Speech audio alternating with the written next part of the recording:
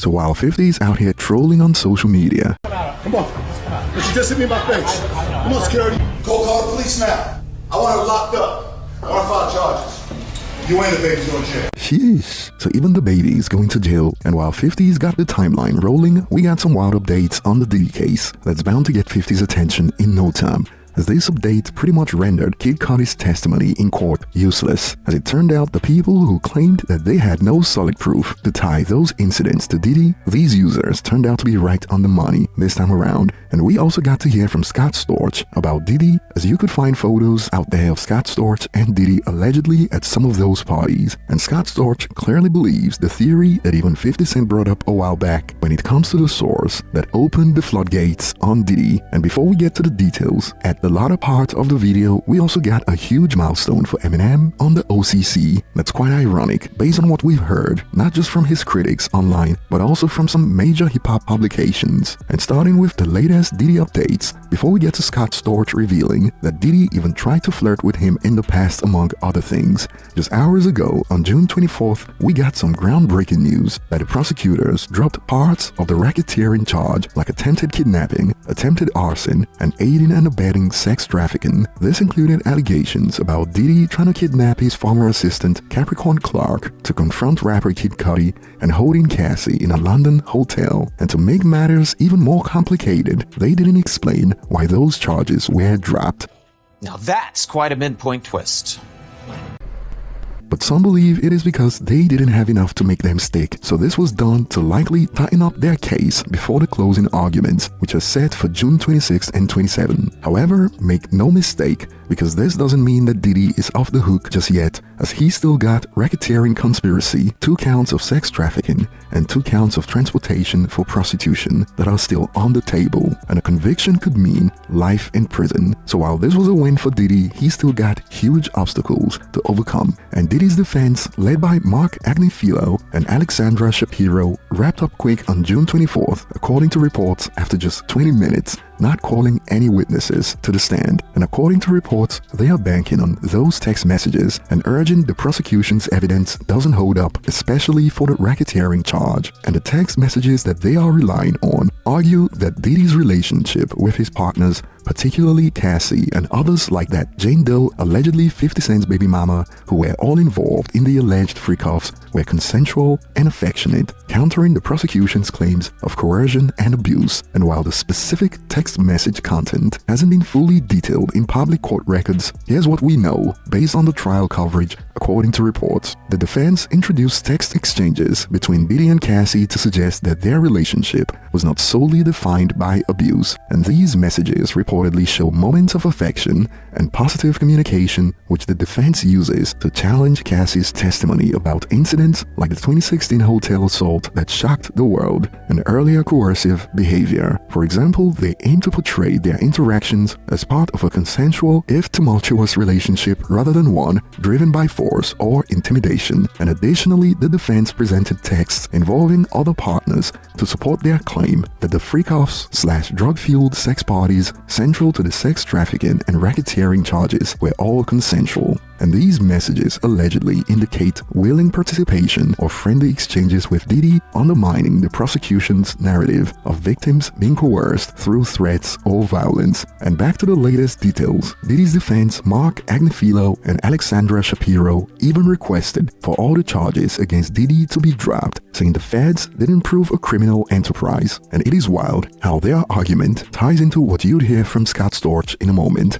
when it comes to how the parties involved were all willing participants in Scott Storch's view. So in conclusion, based on the latest update, this turned out to be a win for Diddy's team, but the remaining charges remain heavy and the prosecution reportedly still have a quote mountain of evidence. So it will be interesting to see how this unfolds on the 26th and 27th of this month, and it won't be long now. And moving on, we got Scott Storch briefly speak about Diddy, where he revealed that at one time Diddy tried to flirt with him. Although similar to the arguments of Diddy's team, Scott Storch believes that all the people who took part in these parties, to the best of his knowledge, were all there as willing participants. And he also brought up the theory that's lingered for some time now about why the floodgates were opened on Diddy. So I don't think that's fair. I think that Rico, you gotta have more than one name there.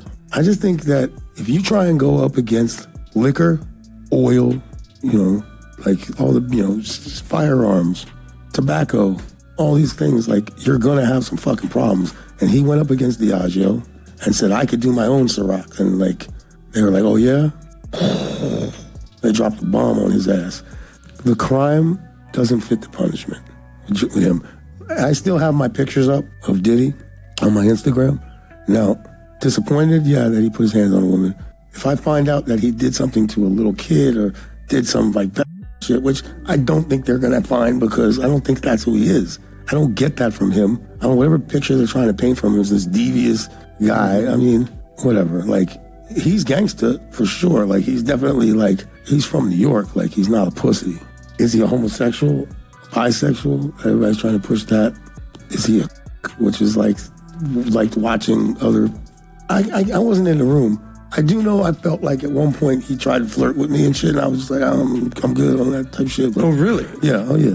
But what do you mean he tried to flirt with you? I'm just gonna leave it simple like that. You know what I mean? That's it. Well, I mean, that's a pretty bold statement, Scott. Bro, it's just, if I'm gonna say it, like, it fucking, it is what it is. He's my homie, man. Like, gotcha. But like, I just felt. But there was never any bad beef. There was never saw anything weird. Man, nothing but love. When you hear the stories about like, well, Usher came to his house for Diddy Flavor Camp, and then Justin Bieber showed up.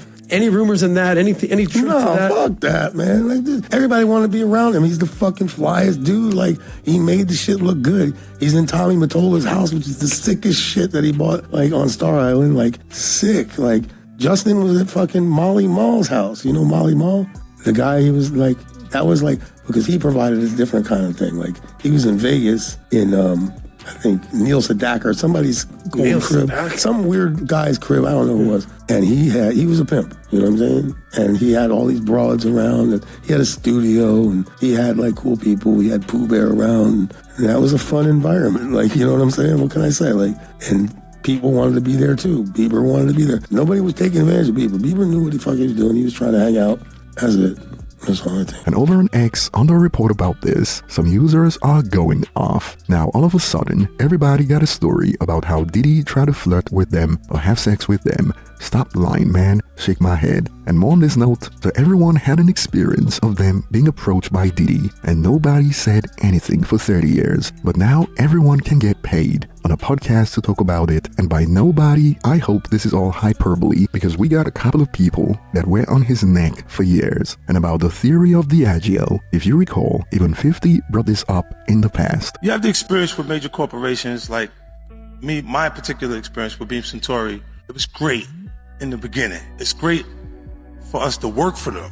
It is not so cool when you start to own things. You see what I'm saying? So I made a lot of money with them too. Like, there's a point, they did a deal that mirrored what Puffy's deal with Diageo was for Ciroc. So he didn't have ownership of that at any point, but he was getting a lot of money, like almost like $60 million a year at one point. So you see him go to daily on is when you see him have some issues. And these people have really strong relationships. Don't think that the civil case doesn't turn into a criminal case faster because he's making them uncomfortable.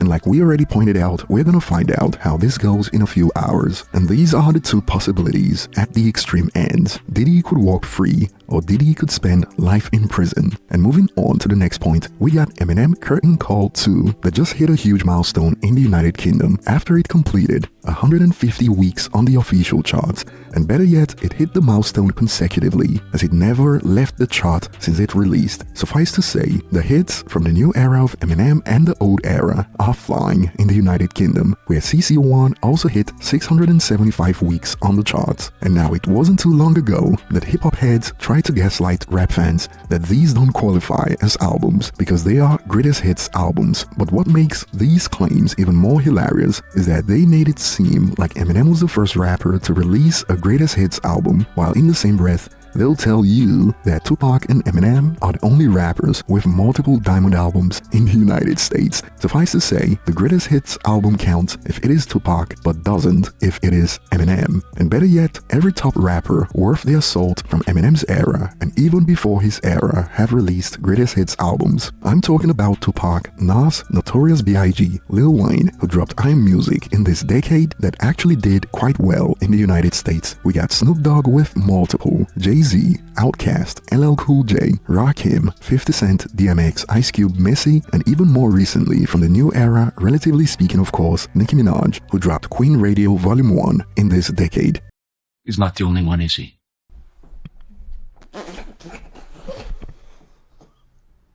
And while we are yet to see greatest hits albums from the likes of Drake, Kendrick, and J. Cole, clearly, as you can see, the whole narrative, making it seem like Eminem was the first and last rapper to release a greatest hits album, is pretty much cope to hide the fact that most of the greatest hits albums so far from top rappers have been flops, relatively speaking of course, and somehow there's two rappers in the United States who you would find on a weekly basis on Billboard 200 charting with their greatest hits albums, and that's Eminem and Tupac, and in the United Kingdom it is pretty much Eminem and 50 Cent, despite all the examples we went through of legendary rappers who have dropped greatest hits albums, and one man is the constant in many major music markets, and those of you who've been with us for a while now already know what is coming, and for the new guys, according to Complex, Eminem's hits did not age as well as his contemporaries.